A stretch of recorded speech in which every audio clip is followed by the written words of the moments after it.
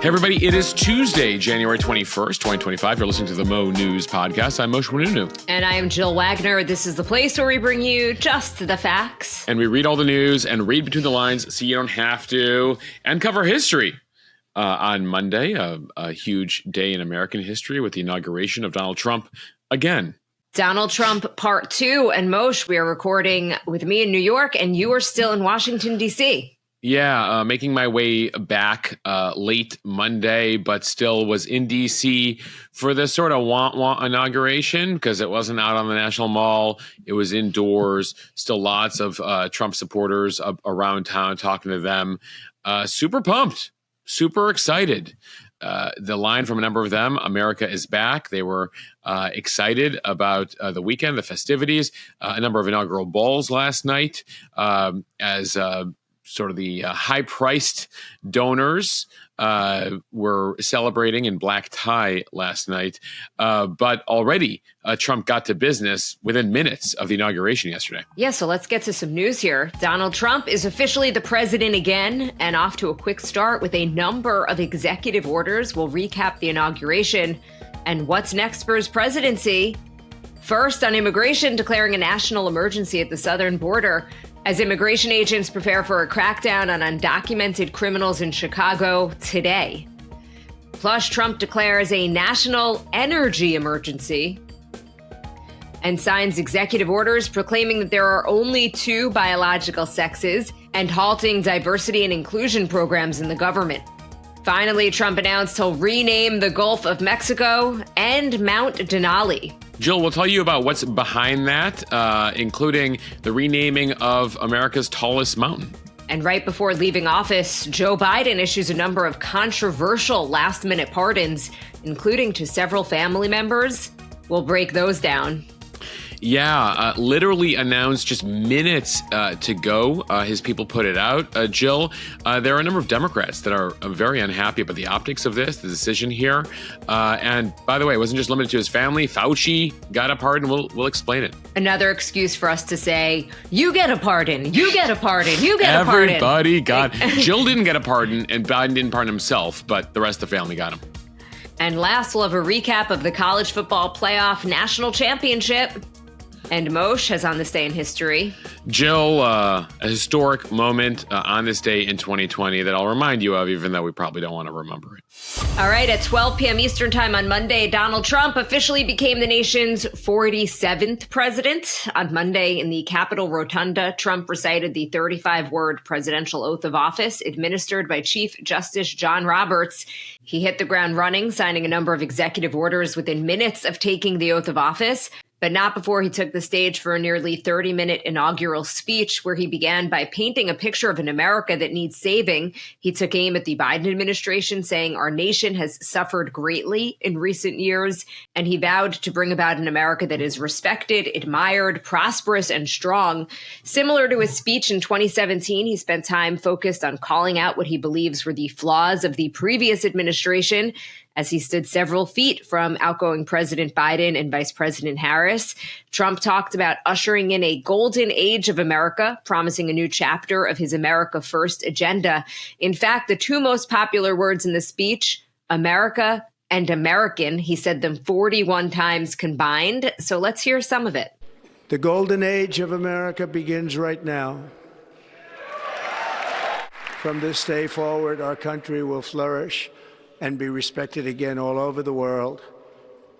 We will be the envy of every nation, and we will not allow ourselves to be taken advantage of any longer. In recent years, our nation has suffered greatly, but we are going to bring it back and make it great again, greater than ever before. We will be a nation like no other, full of compassion, courage, and exceptionalism. Moshe, I was one of the millions of people watching from home. It was most of us, Jill. As we all There were only like did. 800 people in the rotunda. Yeah. But as Trump was just going off on what horrible shape the country is in and kind of hitting, and without naming Biden and Harris, really taking aim at them, I felt awkward for like everybody in there. Is this a normal thing that incoming presidents do while the outgoing president is sitting 5 feet from them? No, we've had very contentious elections in years past, but typically in the inaugural, it's about looking forward, what they're going to do, less a campaign style indictment of the previous administration. But this is Trump style, right? He did this in front of Obama in 2017, talking about the American carnage that laid before him from the Obama administration in 2017. Now, 8 years later, slightly lighter touch here, I guess, from Trump this time, but nonetheless, going after Biden. And, you know, you could see Biden kind of like looking down at the ground, and they were indoors, so like much closer than they would have been if they had the kind of typical setup outdoors. So, again, could Trump have probably just focused on what he was going to do without just like trashing the guy he just beat? No, but such is his way, right? On the way out, I sort of like, don't let the door hit you on the way out, but I'm going to hit you a couple times with it as we're leaving here, even though he engaged in these niceties and riding to the White House and riding to the Capitol together, and they had tea together. You know, Biden brought back these traditions that exist. Nonetheless, Trump, had choice words for Biden in his inaugural address. He did spend most of the speech giving very specific details about executive orders he signed on his first day in office, laying out the priorities of his administration, a list of many initiatives he ran on he is already engaged in. He called these executive orders the complete restoration of America and the revolution of common sense. He vowed to declare a national emergency at the border and send troops down to stop illegal immigration. He immediately shut down the CBP One app that allowed asylum seekers to begin the process of entering America. He also declared a national energy emergency and said the government would end diversity, equity, and inclusion initiatives. We're going to get into those specifics later, along with some of the executive orders that he signed on his first day. It is also worth noting who else was on screen during Trump's speech to the nation. Sitting behind him on stage were members of his family, some of his cabinet picks, and the former presidents and vice presidents. Prominent seats on stage also went to tech CEO billionaires who in some cases were sitting in front of his cabinet members. Mind you, Trump had to move his inauguration indoors because of record cold temperatures in Washington. So seats were limited to several hundred people as opposed to thousands that could have watched had it been held outside. There was an overflow room in the Capitol. Crowds were invited to watch in DC's Capital One Arena. So these were hot tickets amongst the many Trump allies and donors, and only some very special people were given the look. Moshe, who stuck out to you? So it was notable for those tech CEOs, right? Elon Musk, the Tesla and SpaceX CEO, who spent hundreds of millions of dollars to support Trump and is co-running Doge, though it looks like he's running Doge on his own now. Vivek Ramaswamy reportedly now done with Doge before it even got started and is headed back to Ohio after some internal issues there. In that row, you saw Jeff Bezos and his girlfriend, Lauren Sanchez. So Moshe, you and I have made predictions about how long certain Trump relationships were going to last. Yeah. You're saying Vivek Ramaswamy didn't make it through day one. No, he does not appear so. Based on the reporting here, it looks like in the battle of Elon versus Vivek is already out at Doge, and we'll continue to watch all of this. But back to the tech CEOs here. In addition to Musk in that row, we saw Jeff Bezos, the Amazon founder, along with his girlfriend, Lauren Sanchez.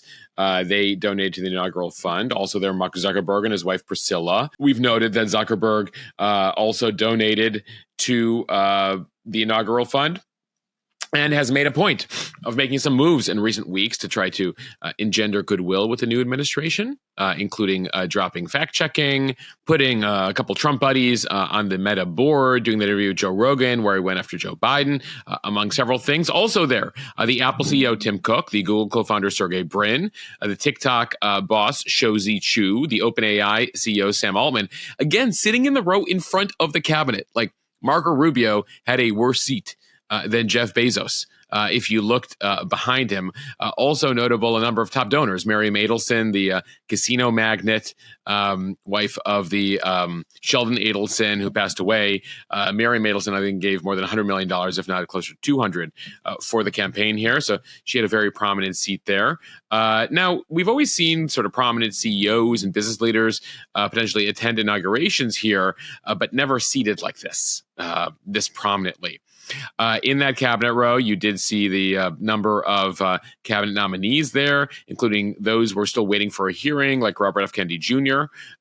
You also saw Pam Bondi was nominated for AG, Kash Patel nominated for FBI Director, Doug Burgum, among several others there. And then there were like the overflow rooms in the Capitol, where even governors and spouses of members of Congress, etc., were seated there. And then Trump went to go visit with them.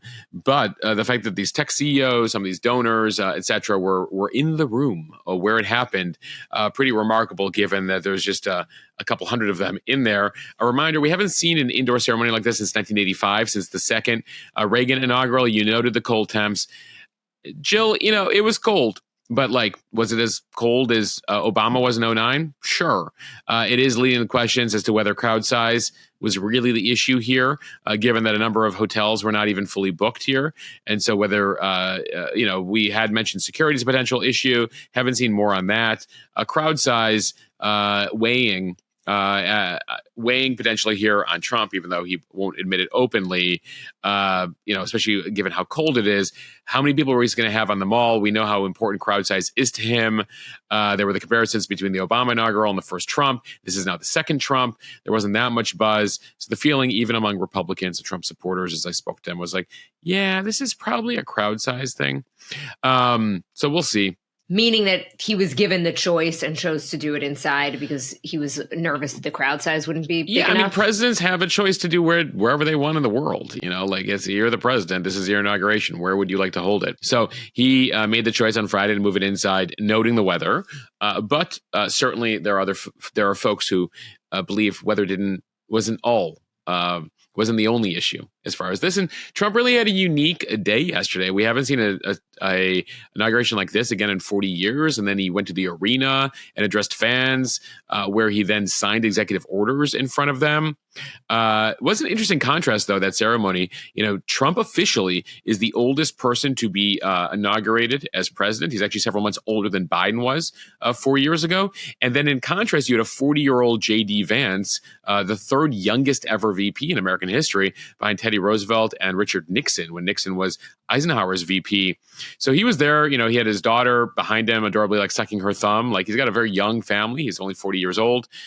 So a notable contrast there. The man who's a heartbeat away from the presidency happens to be the third youngest person, whereas the president, technically, the oldest to ever take the oath of office. Notably, Trump did not highlight tech that much in his speech, although he did give a shout out to Elon Musk in a sense when he mentioned his ambitions to plant a U.S. flag on Mars.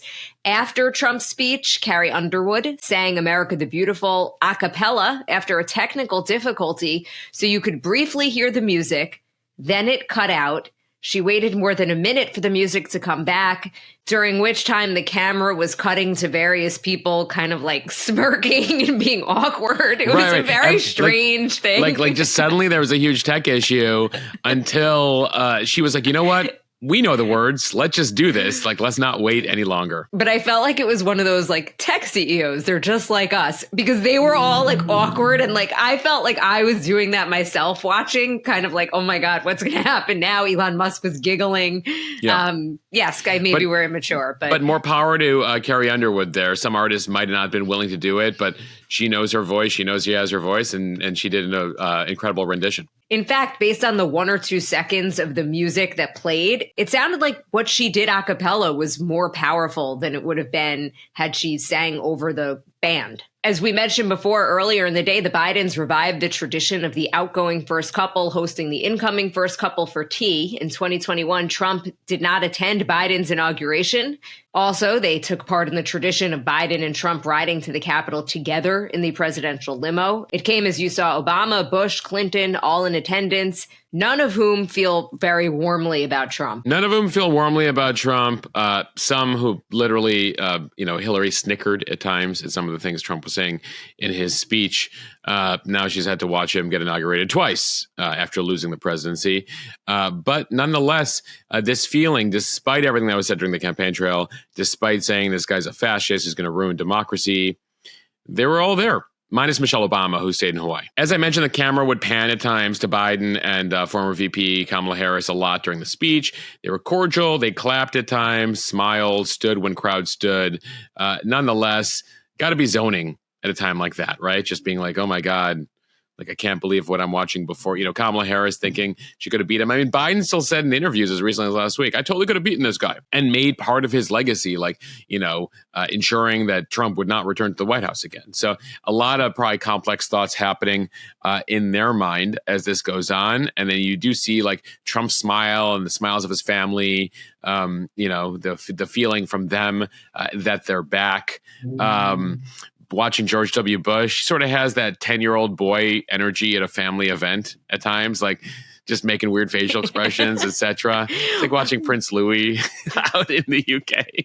As soon as he walked onto the podium, he gave somebody like a very aggressive wink. It was just great. It was classic. He's W. As I mentioned, Hillary Clinton cracked up specifically when Trump announced he was renaming the Gulf of Mexico the Gulf of America. She could not help herself but to laugh, to the point where I think Bill looked over at her towards the end being like, all right, like, get it together. Get like your former Secretary of State, former First Lady, former Senator. We knew this part was coming. And then the revival of the tradition, the Bidens walking out of the Capitol, the Trumps and the Vances waving at them as they flew off in the Marine One helicopter, though it was not called Marine One because he's the former president. It's a special air mission something. And then he got to take the presidential jet to California, where they're staying out there. And it just so happens that Biden is staying at the estate of a billionaire Democratic donor out there in Santa Ynez, California. And that's all she wrote for Joe Biden for now. Yeah, and his 5 decades in public service, in politics, now comes to an end. Certainly not the way that he wanted to. After the official inauguration ceremony, Trump headed to meet supporters in an overflow area of the Capitol, which is where he really let loose, talking about some of the agenda items that he didn't mention in his official inauguration speech. And that includes a nod to the January 6th rioters, saying that they'll be happy with his actions, suggesting that he may pardon them. He then criticized Joe Biden for some of the pardons that he had made, including former Representatives Liz Cheney and Adam Kinzinger, who were the only Republicans on the House Select Committee for January 6th. Why are we helping some of the people? Why are we helping Liz Cheney? I mean, Liz Cheney is a disaster. She's a crying lunatic, and crying Adam Kinzinger. He's a super crying. I never saw the guy not crying. He's always crying. I looked at him. I remember years ago he was actually on my side. And then one day, when you don't want to kill people in wars, they turn against you. So Jill, I don't know what he's talking about, the crying. I've never seen Adam Kinzinger cry. Nonetheless, and I've seen him a lot, by the way. Like he's always on TV. He's on like CNN all the time. Anyway, this is the speech Trump wanted to give. In fact, he said as much in the speech. He's like, they made me be all presidential for my inaugural speech. Then he walks downstairs to give this speech, unfiltered, upset about the Biden last-second pardons. We'll talk about those in a little bit here in the podcast. He said that the Vances tapered his language a bit and made him talk about unity for the official speech. And then he goes and gives this speech, which is sort of the raw, unfiltered Trump that you normally got at his campaign rallies, where he's like, can you believe they did this? Can you believe they did that? And this is really what I'm going to do. I love that he thought that his inauguration speech was unifying. by his standards. By Trump's standards.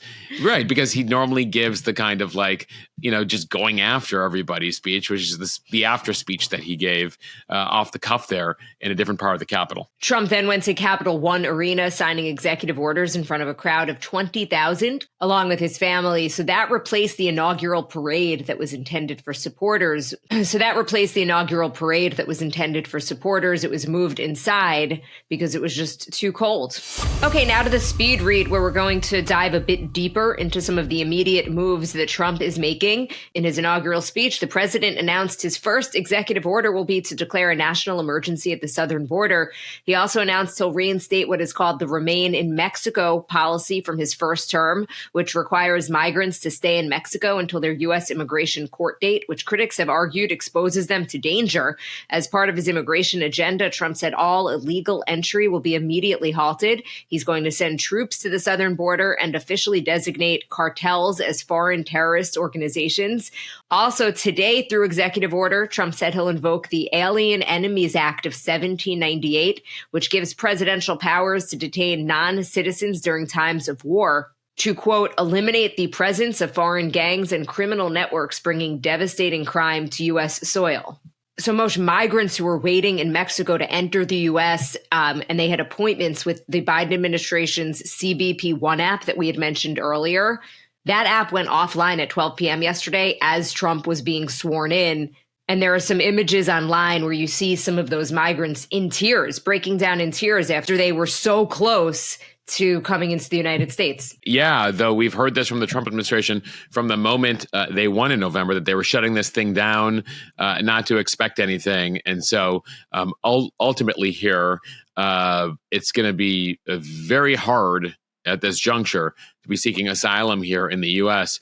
as the Trump administration looks to do the exact opposite in terms of letting people into the country. In fact, their focus right now is deporting. In fact, their focus is not only not letting folks in the country, but beginning mass deportations. Jill, then there's the 1798 Alien Enemies Act, which Trump mentioned, the more than 200-year-old law. This is going to face legal issues. The same thing we saw first time around. The Trump folks feel like they haven't figured out this go around, that everything they did was sort of haphazard 8 years ago. They've had time to think it through. Nonetheless, still controversial to bring back a law from the John Adams administration here, but we'll see what judges rule, how judges rule on these various provisions that remain in Mexico policy. That was actually created by Trump, implemented back in 2019. It resulted in tens of thousands of migrants waiting for extended periods in Mexico, known formally as the Migrant Protection Protocol. It was criticized for pushing migrants into camps there in Mexico. But the criticism from the Trump folks has been, why are they allowed to wait here in the U.S. While we determine their asylum claim and safety, etc. But remain in Mexico, also controversial, well, for obvious reasons, in Mexico, since many of these folks are not from Mexico, but from other countries, and they're remaining in Mexico. The rhetoric here from the Trump administration, very serious. Stephen Miller, the White House Deputy Chief of Staff, he's back again. You might remember him from the first go-around. He wrote very simply on X yesterday, all illegal aliens seeking entry into the U.S. should turn back now. Anyone entering the U.S. without authorization faces prosecution and expulsion. Now, a reminder here, it's one of the reasons Trump was elected. When you look at polling, nearly 2/3 of Americans, including a majority of Hispanics, nearly half of Democrats, support deporting people who entered the country illegally in the last 4 years. Roughly 2.5 million migrants alone entered, and just in 2023 alone, record numbers over these last 4 years. So Trump has promised the largest mass deportation in history. It's extremely popular. 87% of Americans, 9 out of 10, support deporting undocumented migrants with a criminal record. And that's something, Jill, we're seeing support from the New York City mayor, Democrat. We're seeing support from the Colorado governor, a Democrat, especially when it comes to anyone who is here illegally with a criminal record. President-elect Trump's administration plans to initiate a large-scale deportation operation targeting illegal immigrants in Chicago, and that starts today. The operation involves 100 to 200 ICE agents who will focus on individuals with criminal histories and removal orders, but anyone in the country illegally could be targeted, according to the incoming border czar, Tom Homan. Homan said that public safety threats and fugitives are priorities, but that no illegal immigrant is off the table. Now, that focus on Chicago, we'll be watching that very closely today. The mayor there has pledged to maintain the city's sanctuary status. So how these raids work will be interesting to watch. Now, the governor in Illinois, a Democrat, Pritzker, has said they will protect non-criminal undocumented residents, but anyone who's committed a crime here, even if it's like driving without a license, shoplifting, etc. You saw that they passed the Lake and Riley Act recently with the Republican Congress. Ultimately, again, you see major support here even from Democrats. So Chicago will be the center all of this today. I imagine we'll see in other cities in the coming days and weeks here. Trump is going to fulfill or try to fulfill his promises on the border. He's talked about clarifying the role of the military on the border, using the National Guard. He's talked about declaring a national emergency here as one of his provisions, designating the drug cartels in Mexico as terrorists. Now, that does have an impact. When you designate them as terrorists, that now means more people can claim asylum because they're like, well, I live in Mexico amongst terrorists. Now that you've declared the drug cartels terrorists, so you're obligated to take me in as an asylum seeker in the U.S. So some folks who know the law are worried about going ahead and designating the criminal cartels as terrorists. He's talked about also ending birthright citizenship. We didn't hear it in the inaugural speech, but we may be hearing it in the coming days here. What does that mean, ending birthright citizenship? Well, the 14th Amendment to the Constitution declares that if you were born in America, you are an American citizen, even if your parents are not. Now, Trump says he wants to end that, meaning if your parents are here illegally or didn't follow a process or happen to be here as tourists, just because you're born here doesn't mean you get citizenship. Again, the law says otherwise, has been adjudicated by the Supreme Court. So the 14th Amendment birthright citizenship fight, among the many things we'll be watching on All Things Immigration. The second priority for President Trump is to declare a national energy emergency. During his inaugural speech, he vowed to rapidly bring down costs and defeat inflation caused by, quote, massive overspending and escalating energy prices. He said America will use its large reserves of oil and gas to bring down prices and enrich the nation. As we've reported here many times, the U.S. is currently the largest producer of crude oil in the world. But here he is at the inauguration yesterday. The inflation crisis was caused by massive overspending and escalating energy prices. And that is why today I will also declare a national energy emergency. We will drill, baby, drill.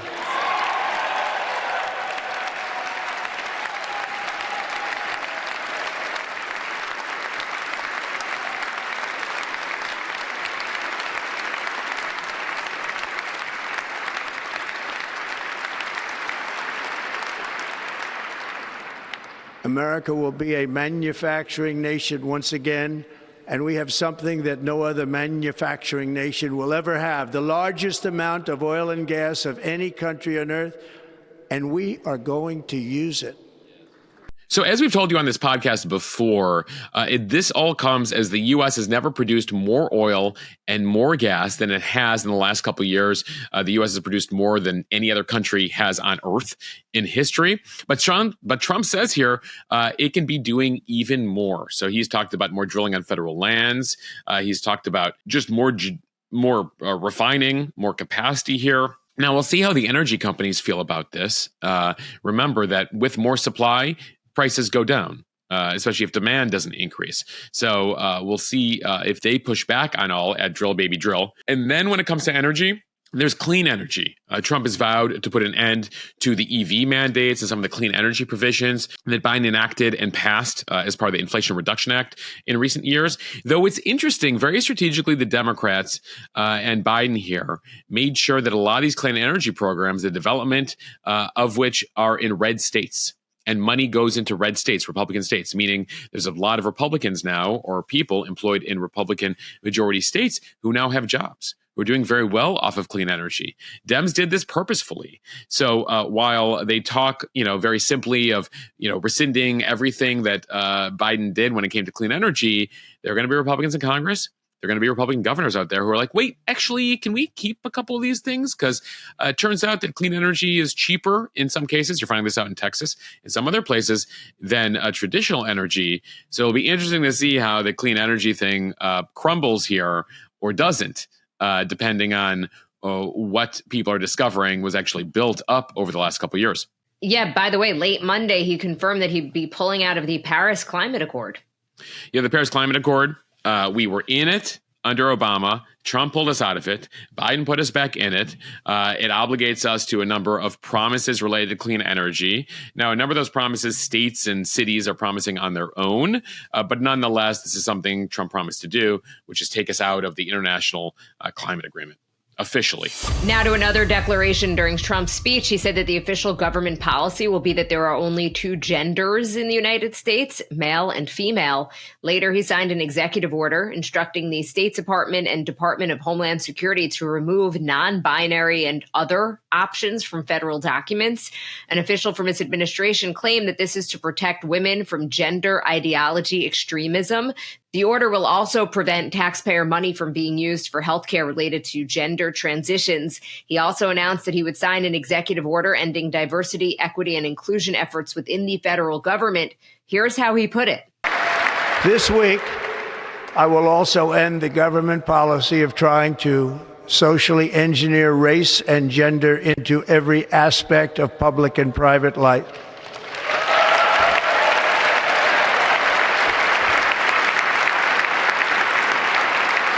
We will forge a society that is colorblind and merit-based. Now, remember here, Trump ran anti-woke, anti-trans. Literally, one of the ads that they say was most effective was the one that read, Harris is for they, them, Trump is for you. The executive actions here are expected to rescind the 2023 Biden policies related to the treatment of transgender individuals in the federal workplace. Remember, in 2022, the Biden administration allowed U.S. citizens to be able to select the gender-neutral X as a marker on their passports, as opposed to male and female. The order will prevent taxpayer funds from being used for gender transition healthcare or add privacy and intimate spaces in facilities like prisons, migrant shelters, rape shelters. Now, civil rights organizations are reacting to all of this. They say they're filing a whole bunch of lawsuits, that it's not just simple with a wave of a pen here that Trump can do all of this, that transgender Americans have equal protection rights. That said, at the same time, you do have legal experts who say, it is as simple as some of these executive orders, at least a certain aspect here, that while they can be challenged in court, the administration can implement these orders immediately, especially when it comes to moving transgender individuals into spaces that align with their birth sex as opposed to their current gender identity. That means, for example, trans women serving time in women's prisons could in short order be moved to male prisons. Again, Jill, we're noting just within hours of taking office, Trump, implementing a lot of things very quickly. President Trump also used the podium to talk about his ever-growing U.S. expansion plan, including saying that he plans to regain control of the Panama Canal. He also talked about sending American astronauts to the planet Mars in his inaugural address, envisioning a moment when the U.S. flag is planted on Martian soil. The audience broke into applause, and Elon Musk, the CEO of SpaceX and the world's richest man, was spotted giving 2 enthusiastic thumbs up. Musk has been a long-standing proponent of trying to colonize Mars. And finally, Trump said he plans to rename the Gulf of Mexico the Gulf of America, an idea that he first floated a couple of weeks ago. He floated it, and now it's official, at least as far as the U.S. government is concerned. Jill, it'll be interesting to see how many red state education departments pick up on this and literally start changing it in textbooks. Yeah, the map companies have to be happy. Well, the map companies don't have to do this. Like, ultimately, this is a government thing. So the State Department, when they put out a press release related to the Gulf of Mexico, they now have to use the term Gulf of America. The private companies, foreign countries, they don't have to use the term.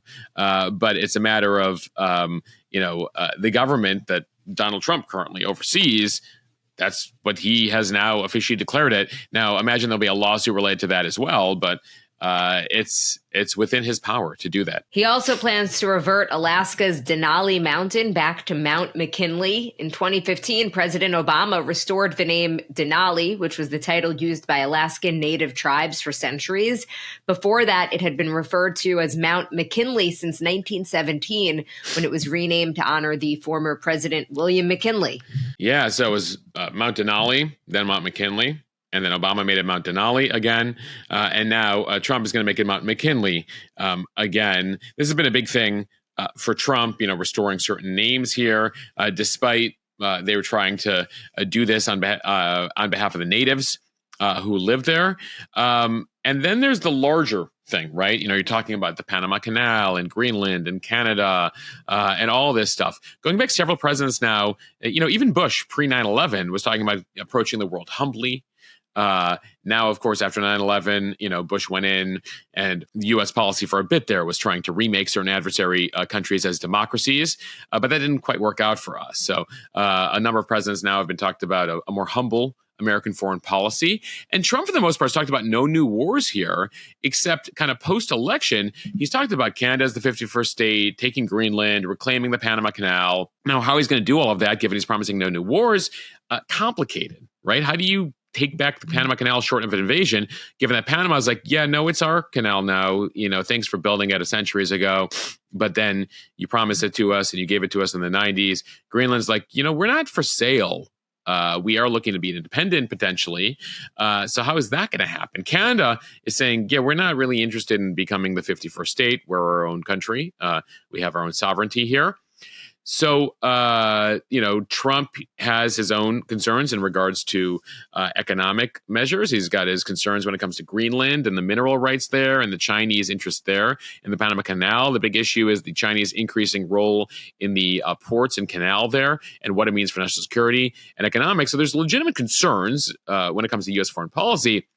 But he's, just declaring things like we're going to reclaim the Panama Canal, that's a piece of territory in a foreign country. So it's unclear how he's going to do that. Jill, I should note, we're going to be focused doing a deep dive on that over on Mo News Premium on all things Panama Canal, Greenland, the American expansion plan under Trump. What it may include and how it may go down, because we're still trying to figure it out over here. And this from CNN, Joe Biden making some controversial last-minute news as he left office and headed into Trump's inauguration. The former president issued some unprecedented preemptive pardons for 5 members of his family. His team cited his concerns about politically motivated attacks and investigations from incoming President Donald Trump. In his last statement as president, Biden said, quote, "My family has been subjected to unrelenting attacks and threats motivated solely by a desire to hurt me, the worst kind of partisan politics. Unfortunately, I have no reason to believe that these attacks will end." The pardons were granted to his brother, James Biden, James's wife, Sarah Jones Biden, Biden's sister, Valerie Biden Owens, and Valerie's husband, John Owens. Also, Francis Biden, that's another one of Biden's brothers. The White House announced the pardons with less than 20 minutes left in Biden's presidency. The announcement came as Biden entered the Capitol Rotunda to witness Trump swearing in before departing the Capitol for the last time as president. So, Moshe, the networks were reporting it basically as Trump was getting sworn in. Yeah, they were like pulling out the Bibles. Robert's walking up the stage and they're like, breaking news.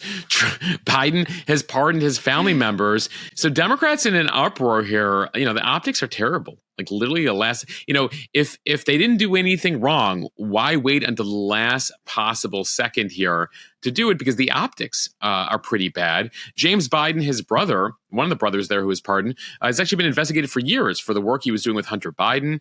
Was he getting an advantage due to his then brother who was VP and his connections? In an interview back in 2020, Biden criticized the idea of an outgoing president preemptively pardoning family members. At the time, there was presumption that Trump was going to do that. And Biden was like, that's a terrible thing. And now he's done it. A Trump team spokesperson wrote on X that even Schumer said that something like this would be a gross abuse of presidential pardon authority. And he was talking about Trump at the time. The Schumer person. So the fact that Biden has already pardoned Hunter Biden after promising he wouldn't do that has already upset people. And now there's that, apparently, according to people close to Biden. He weighed this decision very heavily but couldn't, in good conscience, not protect his family, feeling that Trump would go after them as adversaries. He wanted to save them the headache here. Again, the Biden folks say, well, they didn't do anything illegal. We just wanted to protect them from the legal issues. Nonetheless, we'll never know. Like, we're never going to know here. And the optics here, especially, again, with like minutes to go in his presidency, no ability to like ask him about it, has some people concerned. Right. And is this just going to be the new norm that any president can feel? Right. Trump on his way out, like now every president is going to just pardon all their family members preemptively. Like, or anybody. Forget it. Not even their family members, like members of their administration, right, like because their cabinet. Because there is a process for pardons. You'd have to go through the Justice Department. They got to determine. Typically, you've committed a crime to go through a pardon. So this whole, like, anything they might have done since 2014, like pardon, like the pardon authority in the Constitution is pretty open-ended, and the Supreme Court's been deferential on it.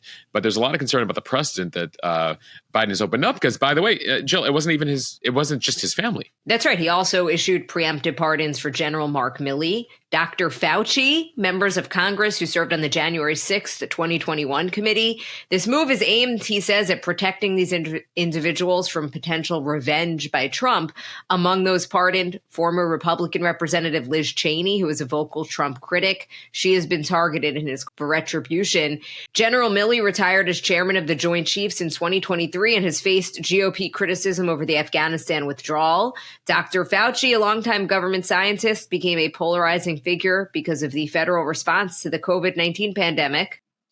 So the people here apparently didn't get a heads up that Biden was giving them these extra pardons. Fauci says, I really, truly appreciate the action President Biden has taken on my behalf. Let me be perfectly clear. I have committed no crime, and there are no possible grounds for any allegation or threat of criminal investigation against me.